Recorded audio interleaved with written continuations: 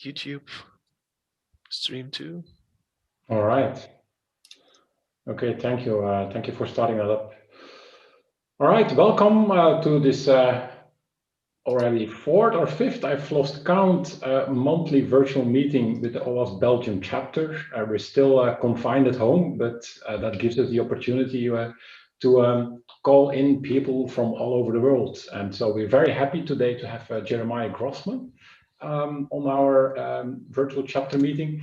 I think it's probably one of the first persons I got to know when I got into web security, which is also about 20 years ago. And I still use from time to time your PowerPoint slides through the firewall without a fire suit from your Black Hat presentation, when firewalls were the piece or the technology protecting web applications, so to say. So I'll be introducing your talk in a couple of minutes. I just also want to pitch that during these virtual chapter meetings, we have this each month.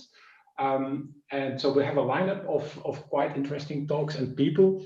And actually, Mark Curvey, who is also a guy who stood at the cradle of OWASP, as was Jeremiah, about 20 years ago. We'll have the 20-year anniversary in September.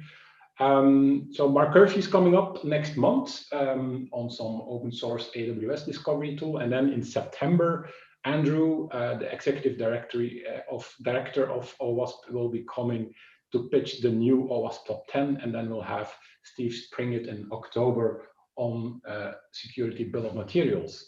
So looking forward to that. Make sure to mark your agenda. It's each third Thursday of the month at 17 hours local time here in Belgium. But with that, I want to introduce Jeremiah. Jeremiah is going to talk about attack management, attack surface management, and why that's maybe something of a hard thing to do. Jeremiah really doesn't need a really big introduction. He started White Hat security quite some time ago. Like I said, at the grade of OWASP, and has done quite some interesting talks on web security. With that, Jeremiah, I'll give the word to you. I'll stop sharing so that you can share your presentation and take it away. All right, let me share my slides here. Let's see, how's that look? Good. All right. First, thank you all for having me. Thank you to the OWASP Belgium chapter. Siva and Maxim, thanks for hosting me.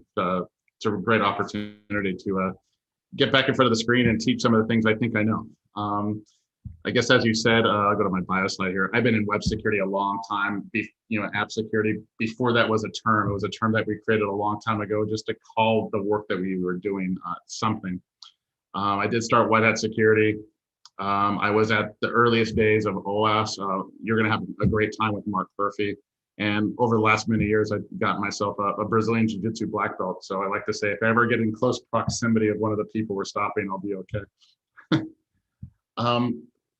We're going to talk today about attack surface management. Let's just define the term. I'll just read this verbatim. What is the attack surface? The attack surface is the external network perspective of an adversary, the complete asset inventory of an organization, including all active listening services or ports on each asset. If I'm an adversary looking at an organization remotely on the internet, what are all the things I can touch? What are all the things that I can have? An attack surface is made up of a whole bunch of assets. It's a catch-all term for like websites, DNS servers, SSH, VPNs, and so on and so forth. I guess at its most minute, it's a host name and IP address combination. That would be an asset. You might go a little bit deeper into a port level if you want, but generally speaking, those are the terms. So before I move on, I'll just put this here.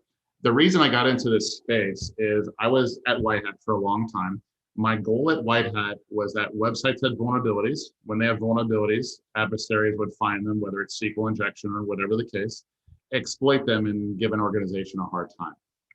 So the whole idea of White Hat was to scale the vulnerability assessment process, the website vulnerability assessment process, from one person, one website a week to be able to do tens of thousands a week. And we did very well at that. And when you do that work, you realize a couple of things. One is websites have a lot of vulnerabilities. Maybe half are ever getting fixed over a 6-month period. But another one you come up with a lot is that Organizations will commonly tell you, we want to scan all of our websites so we can prioritize the vulnerabilities and prioritize the websites. And you go, great, give us a list of all your websites.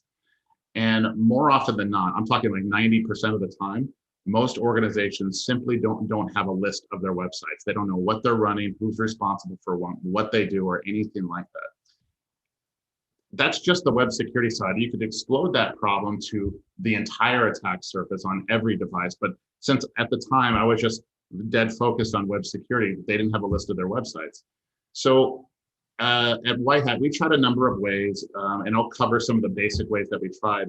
But we tried many times, failed spectacularly at solving the problem. So did all of our peers and everybody in the space. That's why today, more often than not, you still ask the question, can we have a list of your websites? Can we have see your attack surface? And no one really has one that's up to date. So we'll get into that. And that right there, when I left White Hat, was the genesis of starting some bit discovery. It was, if I was going to stay in information security, I wanted to make an impact. And that problem right there, the lack of attack surface management, was the largest, most important unsolved problem I was aware of. And that's the one I wanted to focus on. Now, you'll hear a lot of this term called shadow IT, things that you own, things that are out there that you didn't know. It's helpful to break those down a little bit. So for instance, you can break down the term, shadow IT, but there's different services, different types. There's a shadow asset, a hostname IP address combination that you didn't know, but you could know about that asset and not know about a shadow service, a listening port. All of a sudden it might show RDP or SSH or a web port that you didn't know. So there's also things called shadow services. Then within shadow services, what's running on that service, you might have shadow software. You might know it's running a website, but you don't know it's running WordPress or Apache Struts or something like that. So shadow IT has to be split up a little bit further, otherwise we're going to miss things.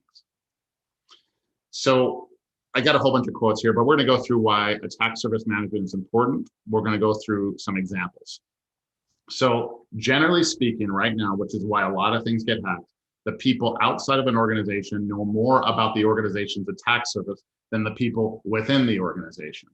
We're security professionals. We're supposed to know everything about everything of the things that we're protecting. If we don't, and the adversary knows more, that puts us at a disadvantage, which easily ends up in breach. So, as I mentioned before, the vast majority of organizations don't have an inventory of all their assets. If they do, it's not up to date. They don't know who is responsible for them. And this is everything under the sun, from websites to DNS servers, so on and so forth. This is the problem that we want to solve. As I build up bit discovery, as the industry expands, I want everyone in the world, every organization, large and small, to be able to easily, quickly know what it is that they own. Because as I mentioned before, if you don't know what you own, you can't possibly secure it.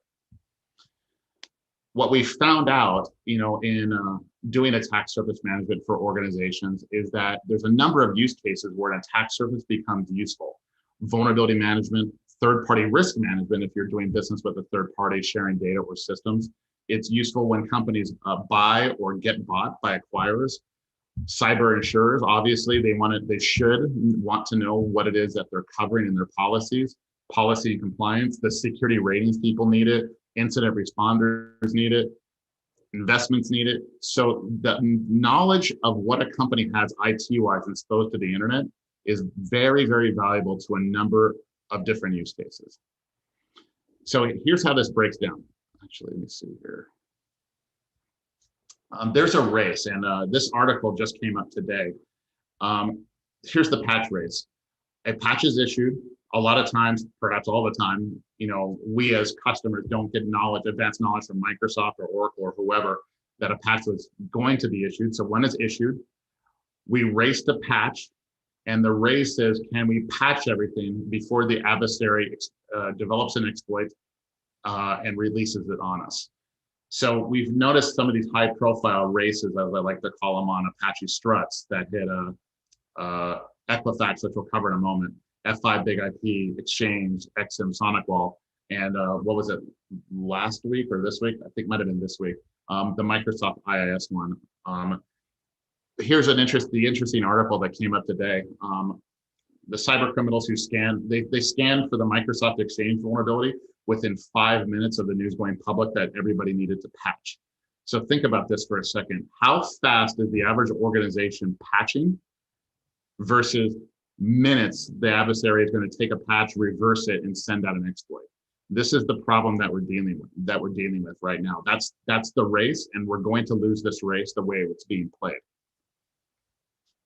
So everybody here, I'm guessing, has heard of the Equifax hack many years ago now, I think 5 or 6 years ago, where lots and lots of people in the US lost their personal information. It was something like $300 million in losses from a company called Equifax, which is a credit rating agency. The narrative you'll see in the press is that they forgot to patch something Apache Struts related. While that's true, that's not the whole story. When we looked at them at their attack surface way back when, we noticed that they actually did patch this vulnerability on a number of systems, just not the one that got hacked. So we asked around about this, and it finally came out in the report. The vulnerability management system actually didn't have these systems in the vulnerability management program. It was an incomplete attack surface. The theory should hold that if these websites that got hacked were part of the vulnerability management process, we don't have an Equifax hack. They were only not patched because the team there didn't know these websites existed. That is the root cause. So back to the important one, you can only secure what you know you own. All right, so let's dig in deeper. Now, many people, because they've never tried to solve this problem, will go right into it and say, hey, no problem, we'll scan our IP ranges, find our domain names, and develop an attack surface. Let me tell you right now, with no ego involved, attack surface management, solving this technologically is harder than any problem I've ever tried out there. You know, scanning 50,000 websites at a time, you know, whatever the case may be, it is extremely hard. It should not be underestimated. The least of which is because these assets, a company's assets, the ones that they care about, may exist on different IP ranges, different domain names, different hosted services. They might be labeled, completely labeled differently under different subsidiary brands that have nothing to do with the core organization. They might be run by partners, and they might come and go without warning, meaning there's change. So it's very large, it's very disorganized, and it's complex. These are just the start of the problems, not to mention scale, which we'll get to. So I have to first start with the failed approach that everybody goes through several times, including us. The act of getting a little bit of seed data from the organization and then starting to scan from zero to see how far you get in the spider web of things. So the first thing you might need is a list of all registered IPs or domain names. Fact of the matter is, if you just ask that simple question to any IT or security organization, if you just ask this question, give me all your IP ranges or your domain names, they couldn't give it to you. They don't even have that much, let alone all the assets on all the ranges. And even if they gave you those, it would still leave out probably the third-party service providers, the cloud deployments, and things like that. So you're going to get an incomplete list of seed data. So what you have to be able to do to create an attack surface map and solve this problem is start from, let's say, a primary domain name for the organization and still get the entire attack surface map through inference. So you're going to start with incomplete seed data no matter what. The next step is you're going to want to find and scan all subdomains wherever they happen to be, in the cloud, hosted apps, physically located in different data centers. And there's going to be hundreds to millions of these depending on the organization you're involved with. You're going to have to find all these. So you have a scalability issue just touching all these things, let alone finding where they are. Now, let's say you get through that step. The next thing for attack surface management, because you want to suss out all the shadow IT services and software, is you're going to need to find a way to connect to every asset on every port that it's listening to get the software stack information, the TLS cert information, fingerprint, what programming language it supports, and everything. If you've done any work at all in technology fingerprinting, you know this process is incomplete and extremely tedious. But you're still going to have to collect as much metadata on every single asset as you possibly can. Then finally, on those first three steps, you're going to have to maintain that, because what we found is that the network drift, the attack surface management drift, is about 1 to 5% every single month. So whatever was there today will be 1 to 5% on average different. So we're talking systems going up and down, ports opening and closing, or software changes. So in any single one of these changes, just like we learned in AppSec, any code change can introduce a new vulnerability. So you have to keep these things up to date. So overall, the challenges that we face in attack surface management are one of scale, because the attack surface is rather large, the speed of getting all this data in a reasonable time frame, and the accuracy of some of the data, because a lot of things can go wrong. This right here, collectively, this slide tells us why the entire vulnerability management and pest testing space tried, but ultimately failed. There's no solution out there that anybody can buy or do. Let's see here. There's a chat. There might be some questions. How are we doing on questions, Siva?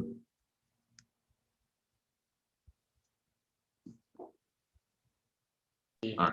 So far, no questions, but indeed, a reminder to everyone looking or here on Zoom, but on YouTube, feel free to post your message in the chat window, and we'll relay it to Jeremiah. Right. So now, because there's lots of really good security professionals inside of organizations, we actually just have a question popping up. How is the metric of change in attack surface established? Poorly at best, I guess, is the answer. So for instance, one way to track a change metric is, there's different ways to measure it, and there's no industry standard because there's barely an industry. So for instance, if you had 1,000 assets this month versus next month, that's a metric for change. What is, assets can change, open and close ports over time. How do you measure that? In the software change. Our 1 to 5% is kind of like a broad and not very accurate average. So I wouldn't put so much faith in that actual, only to indicate that it is changing to some degree every single month. Yeah, makes sense. All right, so now we have a lot of pen testers, a lot of people in-house that are very good, that can code and want to solve this attack surface management problem for their single organization. And so they'll build some pretty good tools, because they might have access to a lot of the domain names, maybe all, a lot of the IP ranges, maybe all, and they'll wire together a whole bunch of scripts and scanners and put together an elaborate system. Those are all great, and a lot of times, they'll work good for a single organization that has the in-house skills and competency to do so. The larger problem with that model is that whatever they build for that organization, they really can't give it over easily so other organizations can use it. So it still requires teams to build it and manage it themselves. Now, with that on-demand scanning model, it's still what we consider to be an antiquated design. It does result in incomplete and erroneous attack maps, because they won't find the third-party hosted providers, the cloud providers, and things like that. The on-demand scanning is just very slow, tedious, and it has gaps. Secondly, because this is not a product that the company is developing, it's going to have limited integration support. Most of the ones, if not all the ones that I've seen, it'll start from the command line and it'll spit out an Excel, CSV spreadsheet. So have limited search functionalities, like if you want to say, find all my Apache things or find all my Exchange servers, it's going to be very hard, difficult to do so. What generally these are for is they want to find all IP host names, IP addresses, and anything running and host names, IP, so they can pump them into a vulnerability scanner. They won't have really the mechanisms or the data to search metadata to just say, hey, there's a new Microsoft Exchange vulnerability out, surface those quickly so we can get patching. They really don't have that capability. Then the largest problem with this model ends up being no product support. Eventually, the person that built that very complicated, very good system will eventually leave the organization, and that knowledge will not transfer to their to whoever succeeded them. And so all of a sudden, they have this really good tool that kind of turns into shelfware, abandonware inside the organization, and it decays. Collective, these problems are why, again, you go into the average organization, they won't know what they own. This solution here can work fine on a one-off, but it's not a solution for the entire industry. So every single company can do this. It's just too hard. So I was telling Siva earlier that one of the things that we had at Whitehead is we had something called a threat research center. and an army of about 200 web hackers or so doing their thing. So during one hacker combat, which was our internal capture the flag, I made an offhand mention to a friend of mine, Robert R. Snake Hansen. We were working on this attack surface management problem from a web security context for years. He goes, and I said to him, just half joking, what would make this a lot easier if we just had a copy of the internet? Because if we knew everything about the internet, it might be easier for us to draw a circle around what things one organization owns if we had everything. And I kind of laughed it off, and he has a way of taking me seriously at times. So apparently he goes away and comes back to me a year and a half later or something like that. He goes, okay, I built it. It's like, what did you build? He goes, I kind of have like a copy of the internet. And I had to go look and see what he meant. So much time later, we built an infrastructure, and this is where we think the future of attack surface management goes. He reached out, just like many do, and touched every IP and every DNS entry he can find on the entirety of the internet and pulled it all into one spot. Then he could run port scans on the top 200 most common ports and bring it into one spot. So that infrastructure ended up being very large, very complicated. Imagine we would have every big data problem that we're aware of, disk, CPU, memory, and bandwidth, all of it, because you get blocked. So you have to come through different proxy networks, and just the data size itself, because then you have to query this data to make it performant. The other thing to keep in mind is that then you have to, because no one organization, we think, can actually get all this data that you need, whether it's DNS data, port scanning data, metadata, or whatever. So we reached out to a couple hundred other third parties and acquired, licensed their data as well, and put into ours to create what we think is the largest data set of its kind, roughly 5.5 billion assets. So we're talking all WHOIS data, all ASN data for everything, all geolocation data, anything and everything we can learn about the internet is in one spot. What we don't need, which helps us a lot, is we don't need all the imagery, we don't need the video, but we'll take all the HTML if we can get it and put it all into one spot. So 5-6 years later, we have over 250 snapshots of the internet from 500 data sources, and we're tracking about 115 different data columns from everything on the internet. So now imagine we have this massive supply of data, but there's no attribution, meaning there's no resource on the internet that says you reach out and touch google.com. There's nothing that says that's owned by Google or whatever the random internet address is. There's nothing that says who owns it, so you have to infer it. So what are some of the problems here when you do this? You're going to have a massive number of devices you have to connect to, roughly 5.5 billion. And then you're going to have to connect to the all the different ports that might be open.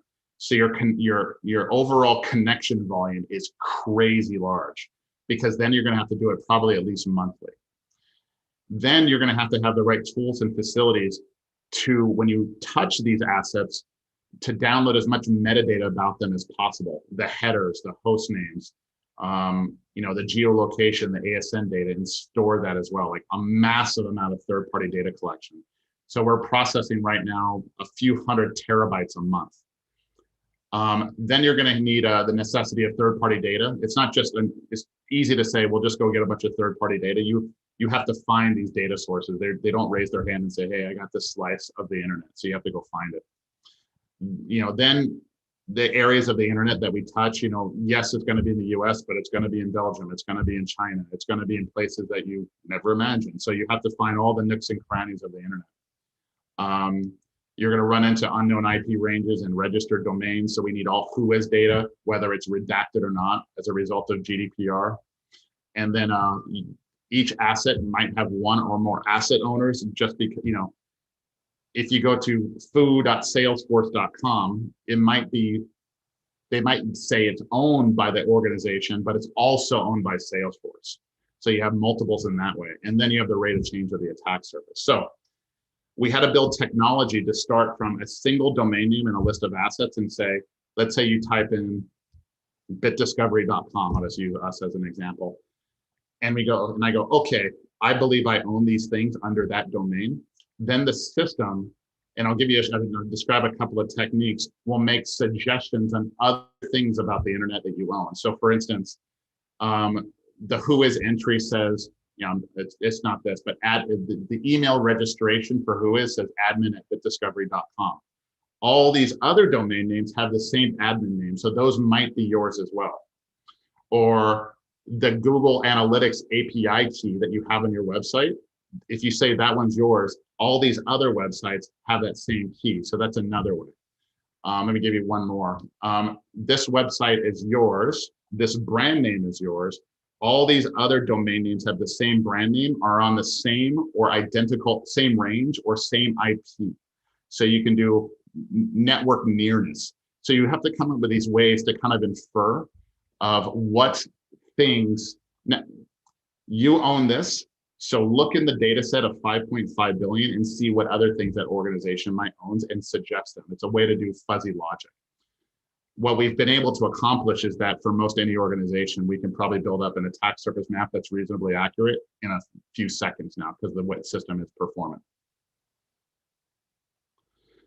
There are issues with data collection. I won't spend a whole lot of time going through these, but we know there's errors and inconsistencies all over the system. It can't help it with a system this large and this complicated. It's a learning process.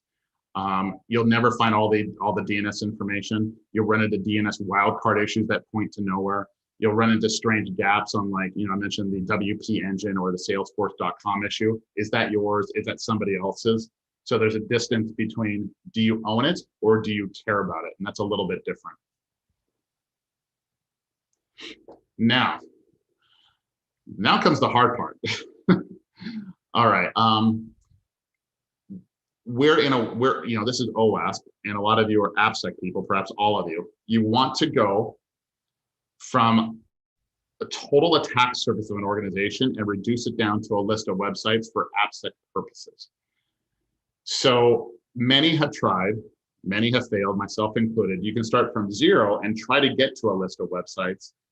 I've never been able to find a reliable way that works across organizations really quickly. The best and easiest way that I've ever been able to find is going from total attack surface and reducing it down to a list of websites. That process is non-trivial, and I'll go through the steps. The first step is creating the attack surface map, however you choose to do it. Find everything the organization owns.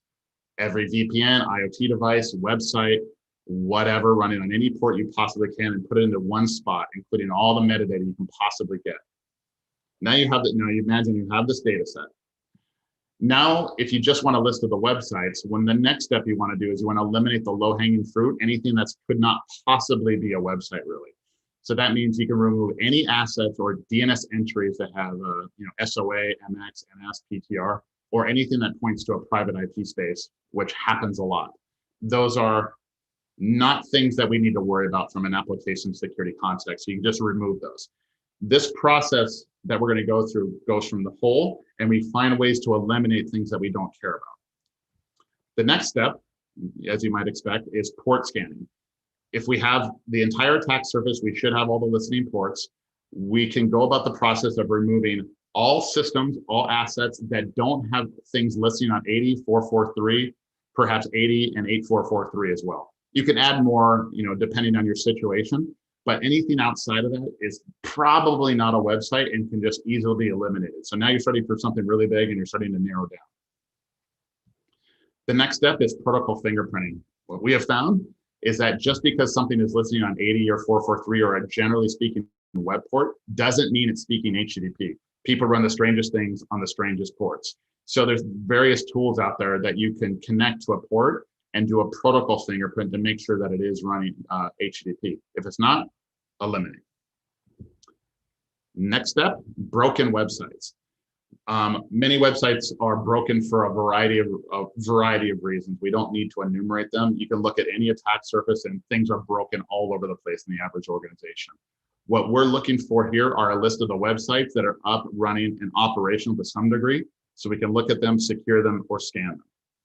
So how do we find these broken websites? Just because there's a successful TCP three-way handshake on a web port doesn't mean there's a valid HTTP going on there. So what is beneficial to do is when you connect to this hostname, IP address, and port, is to make sure that there are valid HTTP or HTML headers, perhaps even HTML. If there isn't, the website is just broken, it's a port's listening, but nothing's coming back and forth. If it's broken, just eliminate it because no one's really going to hack it, and we really don't need to worry about securing it. So now all we have now is a list of websites, well, let's say assets that are listed on the web that seem to be functional to some degree. Great. Next step, now that we've connected to everything, we've downloaded the HTML, and we have a lot of metadata. We want to be able to look at the metadata in terms of importance, because pen testing resources and vulnerability assessment resources are limited. Application security time is limited. So you have to be able to prioritize this random list of websites. Not all assets and websites are created equal. We want to spend a different amount of time on the ones that matter. So you want to have a list of things that indicate importance. Is the website running TLS? Does it have HSTS or STS headers? Is it setting cookies? Is there a secure flag? There's many indications that this website is important for some reason. Does it look like it's taking credit card numbers? Does it look like it have authentication? If it is, you can start putting a little 1 flag next to it, or maybe like we do a, what do you call it? Prioritized ranking. That's the word I'm looking for. Weighted averages on these systems to give a measure of importance. It can always be manually adjusted, but it's good to start this way.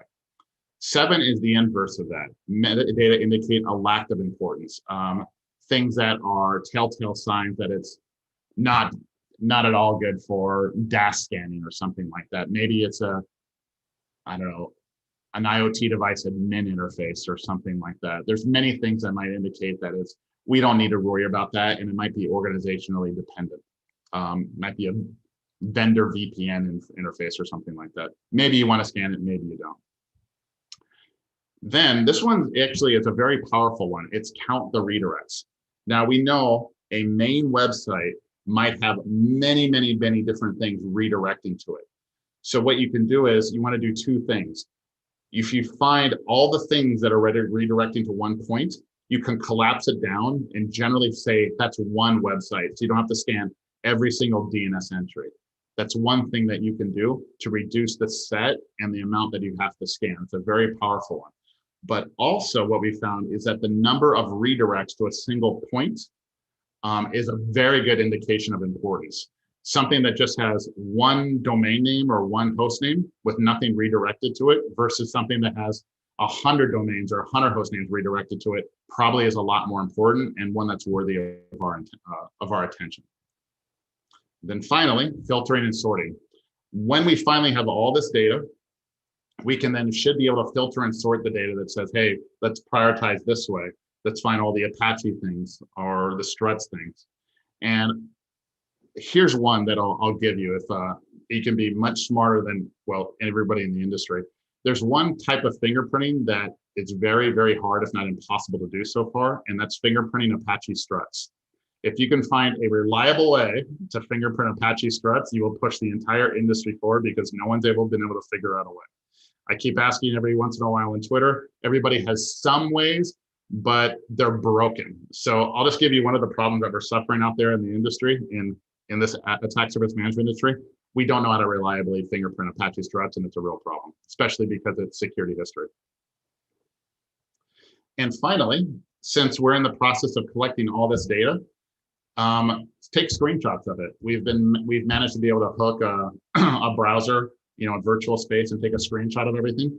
Because imagine now that you have a list of prioritized websites, and if you could put little screenshots next to it, you can hover over the screenshot and get a much faster indication of what it is and be able to sort your list.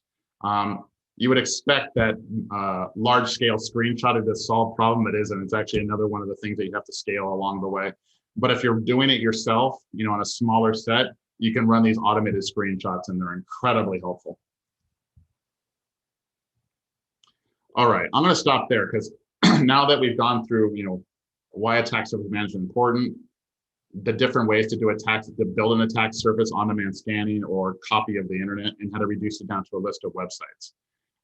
Before I move on to Siba, I wanted to get into some data if there was time, but I wanted to stop there before we move on to data analysis and move away from tech.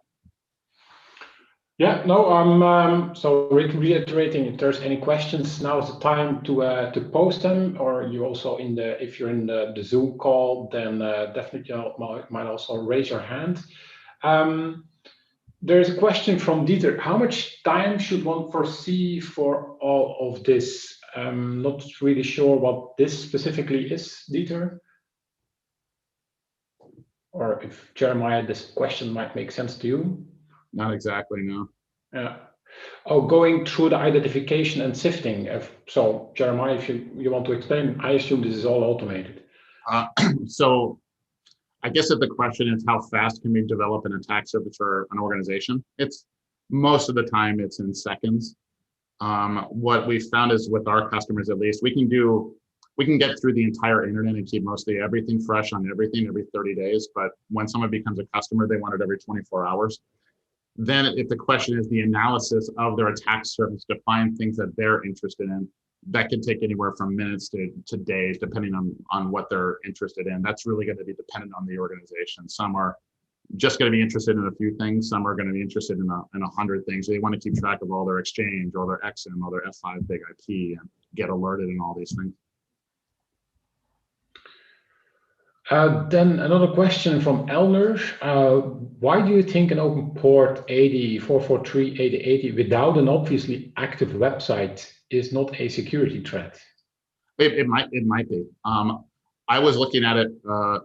It's a good question. It might be. I was looking at it from a terms is because I'm heavily biased on AppSec and scanning things. I want to find things to scan. So if it's broken, there's a listening port, maybe it's a proxy that's misconfigured, there's nothing going on. It's difficult, if not, probably not worthwhile to scan. Might still be some kind of security threat, but it's all relative. Yeah. And then a question from YouTube, from Nathan. Why don't companies pay more attention to attack surface management? Oh gosh, if I knew the answer to that question, we would grow much faster. We have guesses. It's for somehow or another, InfoSec has gone along just fine, so to speak, without it. Probably because, if I had a best guess, probably because they had to, meaning, they got to step one of whatever their security standard is, and they said, find what you own. They did the best they could and moved on. They didn't know how much more was left. How could they? So it's an unknown problem, and they moved on because they had to. I mean, we have to move on. If you get stuck at step one, you move on to step two, and it's just kind of what you do. It's attack surface management. When we find systems or fail to find systems, it's remarkably similar to finding or not finding vulnerabilities. We have false positives and false negatives in much the same way as the scanning market. So for instance, if we scan a website, did we find everything? For vulnerabilities, we have no idea. Somebody else might come the next week and find one more. It's all the same thing. So I just think in many ways, this problem was really hard, and the industry did the best they could. And now the best they could isn't good enough. And now the new solutions are coming. There's probably also another ROI than purely security. If you find stuff that's still running around and like you get automated billing and you can put it off, you probably have return on investment. Another one might be attack surface management as a value to the business was different 10 years ago than it is now. We have 10 years more of systems. So if we built a system way back when, like find all your things, it'll be of less value because they had less things online. Now, everything is online. Everything is shifting between on-prem and the cloud, and it's very complicated, and the internet got more valuable. The business we do on it gets more important. So maybe it's just economics that played into it. All right. Okay, so that's it in terms of questions right now. Okay. Let's go through, how much time do we have? So we still have like 20 minutes. Okay. Now, one of the things that I like to do, we like to do internally at Bit Discovery, is we like to analyze statistics. The same thing I did at White Hat when we're finding lots of vulnerabilities across lots of systems and lots of industries. Just try to look for signal in the noise. And even if we didn't find signal, just publish data that might be interesting to someone. So what we did here, this is US-based companies. We looked at the top 15 or so in each category. Let's say in automotive. So we're talking like, Ford, GM, Tesla, things things like that. And we wanted to look at their total assets, like how big they are really, and line them up by industry. These numbers will move around a bit because, you know, companies buy other companies, they divest infrastructure. We get better at what we do, all those sorts of things. So for instance, in the automotive industry, the average number of assets, IP and hostname combination is about 20,000. But the standard deviation for many of these becomes quite large. So if you notice in banking, imagine the average large bank, which are talking Bank of America, Credit Suisse, you know, all those sorts of organizations, like 16,000. So imagine if you're on the security teams of those organizations, you know, however big they are, and you're responsible for trying to protect each and every one of those. Education and technology were the outliers. So we're talking the large US universities, Yale, Harvard, Berkeley, and things like that. And then the technology companies like Google, Amazon, and so forth, Apple, are in the technology space. You can see how much larger they are, you know, cross systems. A lot of them are, you know, DNS redirects and things like that, but it's quite large. Imagine in education, you have students and departments standing up systems all the time, every class, every quarter, every year, and they just get left, you know, wherever they happen to be. It's just a host name, a domain name that someone registered, put up a project and just left, and it's gone. Hotels are, you know, that industry is getting much larger, but you can kind of get a sense of what's going on out there. This is another one that we expect these numbers to change, but it gives a point in the right direction of how many domain names the average organization has in these spaces. So for instance, you know, banking has nearly 1,000 domain names. We think that's because they're trying to prevent phishing attacks, and they're registering a ton of domain names. Same in retail and hotels. Technology, healthcare, not as much. Education, certainly not as much. Gaming, not as much. But it's still lots and lots of domain names. Again, these numbers aren't going to be nearly perfectly accurate because GDPR is playing havoc with the WHOIS database, and that problem is only going to get worse. Here's the one that's interesting, that I found really interesting. So we've heard for years, what, like 5, 10 years now, that everyone's moving to the cloud or everyone moved to the cloud. I am not seeing that in the data. Well, I should be careful. Everyone adopted the cloud. They didn't move to the cloud. So the way to read this is that, let's say we take automotive, 3% of all the assets that we looked at in the average large automotive company were in the cloud. In the cloud, we defined as AWS, Azure, Google App Engine, and a few others. What we see happening is not a migration to the cloud, is they stand up a new cloud deployment and leave the legacy where it's at. It's still there. So the on-premise deployments for the attack surface were so incredibly large in terms of number of systems. Yes, they've been adopting the cloud, but as a point of comparison, it's not that big. So cloud adoption, cloud migration has a long way to go.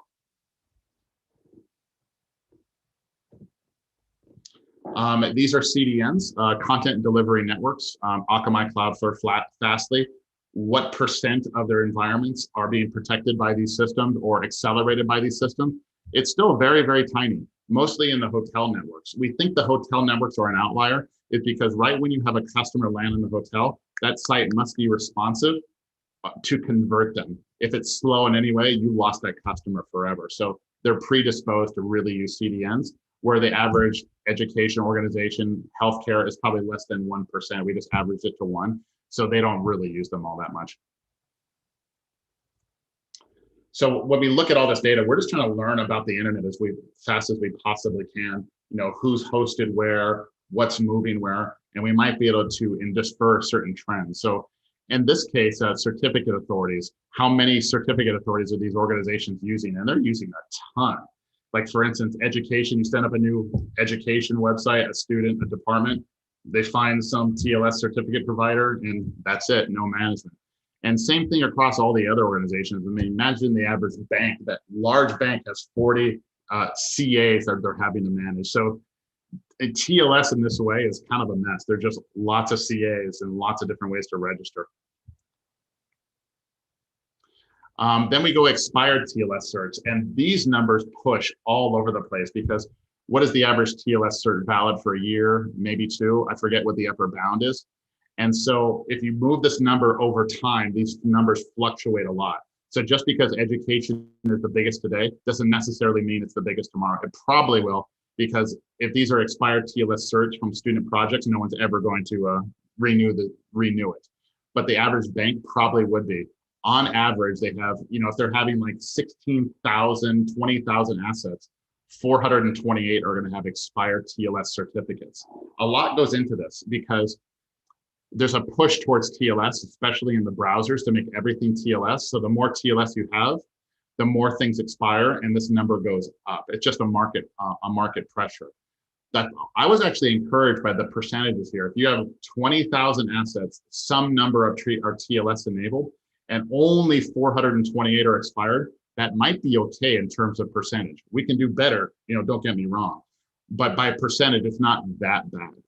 Technology is a little different, nearly 1,000 per, but you can see the whole world of TLS is really hard for these organizations to manage. Here's another one that I found fascinating. Different countries, different US companies, and where they're hosting systems. So for instance, an automotive manufacturer is hosting, on average, 23 different countries, and the technology space, 30.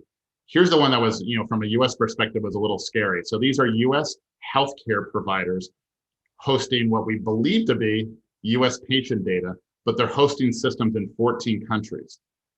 Did our data go there? That sort of thing. Or what about the banking data? So why are they hosting in all these countries? And do they know the flow of their data around the place? So we're just looking at these things and asking ourselves questions. So here's the thing I'll invite you to do. If you have questions about the internet, a country, things like this, or a slice of data, send them my way, because I might be able to pull data out of the system and answer an interesting question. So data lends us up to more questions and we learn more. And I think one more, this one is private IP space. So you have a public DNS entry pointing to a private non-routable IP space. Split horizon DNS didn't work all that well. There's a misconfig going on. These numbers are highly variable. So for instance, the average bank will have 8 assets that are pointing to internal IP space. We can't connect to it to see what it is, but we know it exists. This could be some amount of a security risk, some amount of a data leak, but it's there and we track it because we find it interesting. And you can see the numbers go up from there in healthcare and retail. Like the average technology company has 90 of their 140,000 assets pointed to private IP space. So not that bad, but it shows you the size of these organizations and the complexity, that it's tough to be perfect. And at the long tail, you have a lot of these problems. And you've reached the end of my diatribe. I just want to say that attack surface management is still very difficult. There's going to be a lot of innovation going on in the space, a lot of different ways to fingerprint and surface data. We're going to learn a lot about the internet and what companies are actually running. I'm pretty excited about it personally. And I also just don't want to see anybody get hacked just because of what they didn't know a website or a system existed. That's like the wrong reason to get hacked. So that's what I'm here to do. All right, that's some really interesting data points there. I'm asking for questions. We had a question from earlier on on YouTube from Ducino. What precautions do you take to make sure that your internet snapshot system is not marked as malicious and added to block lists? Precaution is not the right word. So we have a very large and distributed proxy network that comes from different locations, like lots and lots of different IPs. So we expect to get blocked for a variety of reasons, good, bad, or otherwise. So we just have to move our traffic around to move away from the blocks. Anybody can deem our traffic malicious. We don't think it's malicious in the least. But so we just have to distribute our source ports and our source IPs is the best we've been able to do. All right, so while there's no other questions that I'm seeing, I have a question from my own. So once you have this list of assets and or like I would say addressable applications, do you have like any automated risk rating on that so that you can like prioritize on the number of assets or applications that are part of the attack surface?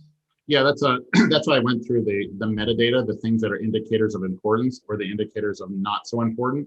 Not every indicator should be weighted the same, so you just kind of do a weighted average, and you end up with a number that we've modified between 0 and 100. Then it's very helpful because you'll never get it right to have a look with human eyeballs to move things around. Then once you have that down, then you can pipe it directly into your favorite scanner, pipe it into Jira or whatever your ticketing system is. All right. Okay. Then yeah, I don't have any other questions. Okay, I have another question here from Dirk. How do you detect the right vhosts? Some folks just have default vhosts with IP addresses. Unless you supply a hostname, you won't hit the site. That is a very good question, and probably one of the first problems anybody tries to build an attack surface management tool runs into.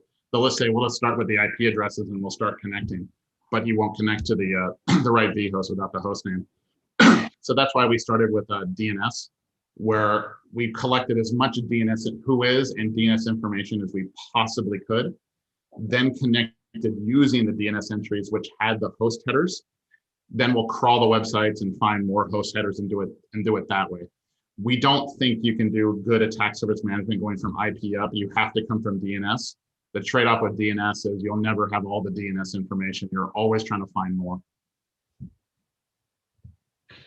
I don't think it's touched upon, but in your, I would say, in your fingerprinting, do you take, I would say, multi-language aspects into account? I can imagine that it's hard to fingerprint on content if it's in other languages. You mean localization languages? Yeah, localization. Yeah. Oh yeah. We think our fingerprinting is good as anyone's, but I'll tell you right now, it'll be years of innovation to get really, really good at fingerprinting. Just different tech, getting around the localization barriers that you're talking about. You can always get better. Like, you would think like you could fingerprint Apache struts. You can't, like. That's incredible, yeah. Another one is that you connect to a system. The best way to fingerprint it is the admin interface of a particular tech. So then you have to look for all the /admin type URLs to figure out what it is. And if you do that, the amount of traffic that you're going to send to the internet just exploded in scale because you're doing it internet wide. So you have to be very, very clever in what you do. Just because you can go, hey, just go to this /URL, so go with this string and that'll fingerprint it. That's great and all. But now you're going to have to do it to 5.5 billion systems. So that's, so you have all these little nuances there that get really hard. That's why I like it a lot. It's, again, very similar to app scanning, all these little nuances. So we're going to get a lot better. All right, so some more questions coming in here from Elner. What's the variability across time in number of assets per industry? So who varies more? That's a really good question. I don't know. I'd have to look at the data. I'd have to time bound it and go, let me track the, let's say, automotive industry in the month of January and then try it again in February and see the distance there and track them all that way to get the variance. I can probably easily track it in terms of number of assets. That's probably easy enough. I wouldn't know which one has the most variability. That's a very good question. I think, let's say we did know the answer. What would we do with that? Like, let's say we knew one industry was faster changing than another, because there's one metric that goes, did it go up or down? But there's also variations in between. Like how would we, I wouldn't be able to get that data. It would be too fast. Yeah, I'd have to think about that. When I can get month to month, I don't know if I can get any faster. Mm-hmm. We have a question from Nathan on YouTube. So what's your biggest challenge right now with regards to attack surface management for bit discovery? There's lots of challenges. The biggest one now that we're facing is scale of the infrastructure, because the amount of data that we're dealing with and the number of systems is incredibly large. So, Amazon should be sending us Christmas cards. Our system is twofold. So for instance, we have a data center that we host ourselves in the US. That's probably stores, if I had to guess, 90% of our data. And then we have the Amazon AWS system that's kind of like a caching layer, because we don't need the entirety of the internet on Amazon. We just don't need it, and it's cost prohibitive. But even within that, like if you want to run a search, I want to run a pattern match on all the headers on an asset inventory. that's 1 million in size. How do you do that in a performant way? So I think right now we're pretty good at getting all the data and creating attack surfaces, infrastructure, and building up our infrastructure so it's performant. That's really hard for us right now. Mm-hmm. Yeah, I can imagine. So yeah, you probably have the same kind of indexing issues that Google had when they started their data gathering. So add a couple of searches and advertisements on there, you might go into a search engine business. Yeah, it's I guess it's very similar to Google. Like for instance, Google has the web.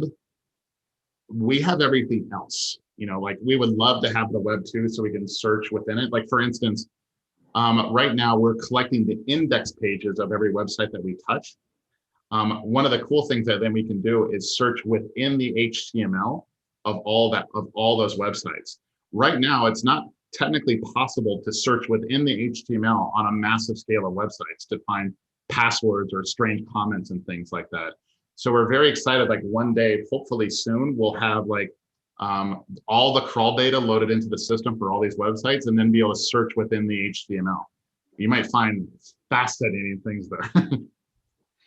All right, cool.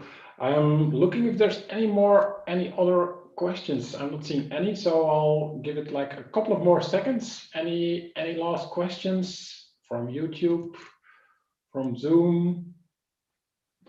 If not, then I would really like to thank you, Jeremiah, for joining us. It was a really cool talk. Thank you for that. Let me also share, so with that, Maxime, you should probably allow me to screen share again. 1 second. Yes. So Jeremiah, thank you very much. We'll be posting this YouTube also as a separate YouTube movie on our channel. So let me share some concluding remarks. So thank you, Jeremiah. So for anyone else, if you want to see this later on, it will be posted on YouTube. If you're looking at this, just the best thing to do that you can do is subscribe, and then you get notifications. Obviously, please like this YouTube movie. Then if you want to find out more of our upcoming events, join our meetup group, LinkedIn group, on Twitter, or go to our website. All the links are in here and also in the description. So thank you very much for joining us, and hopefully we'll see you next month. Bye-bye. Thank you. Bye all.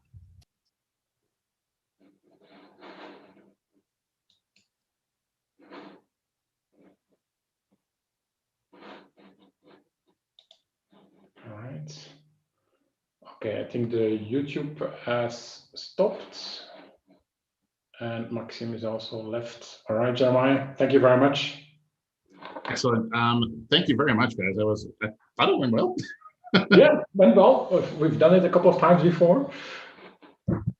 Excellent. Also, Maxime is a great help. Definitely.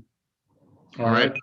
Steve, great seeing you again. Thank you very much for the opportunity, and I'll see you around. Yeah, bye-bye. Bye-bye.